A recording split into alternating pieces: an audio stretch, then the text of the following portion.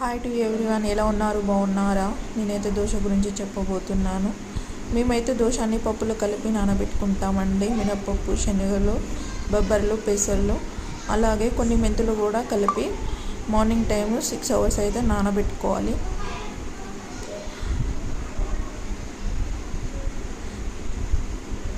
అలా నానబెట్టుకున్న వాటిని ఈవినింగ్ టైంలో 6-7 మధ్యలో అయితే ఇలా మిక్స్ చేసుకోవాలి. ఇలా మిక్స్ చేసుకునే ముందు కొన్ని అటుకులు కూడా నానబెట్టుకోవాలి ఫ్రెండ్స్. అటుకులను కూడా మిక్స్ చేసుకోవాలి. అటుకులను కూడా అదే పిండిలో కలిపేసుకోవాలి. అలా బాగా కలుపుకోవాలి. కలుపుకున్నాక కొంచెం సాల్ట్ వేసుకొని